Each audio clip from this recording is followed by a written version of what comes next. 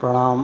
भक्तों के चरित्र कथा के क्रम में आज भक्त महात्मा श्री अवधदास जी की कथा है। कहते हैं कि जिस दिन उन महापुरुषों के चरणों में मस्तक रखकर प्रणाम किया, उस दिन समय उनके चरण शीतल हो चुके थे। उनमें किसी को पहचानने की शक्ति नहीं रही थी। उनके पश्चात कुछ घंटे ही वे इस धरा पर और रहे। श्री गौरांग महाप्रभु के संप्रदाय के विरक्त वैष्णव थे।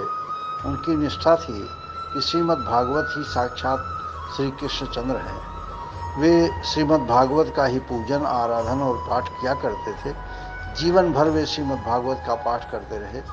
उनकी अवस्था 100 वर्ष से अधिक हो चुकी थी। दृष्टि शक्ति गुप्त हो गई थी, किंतु उनको तो श्रीमद् भागवत का पूरा ग्रंथ कंठस्थ था। वह भी स्मरण था कि उनके पाठ ग्रंथ के किस पृष्ठ से कितने श्लोक तक हैं।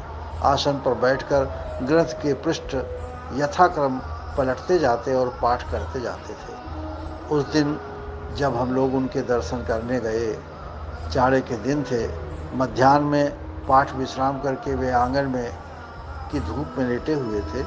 उनके एक शिष्य ने उन्हें पुकार कर सूचना दी थी।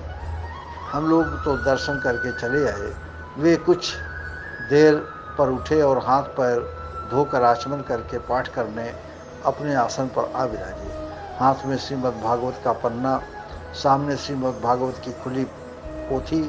उनका पाठ अब चलते चलते रुक गया, किसी को पता नहीं। नित्य समय पर जब वे न उठे तब शिष्यों ने जाकर उठाना चाहा।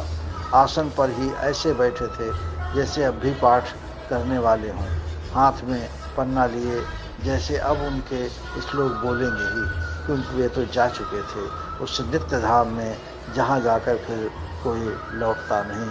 बोलिए भक्त महात्मा श्री अवधदास दास जी की जय। जय श्री सीताराम।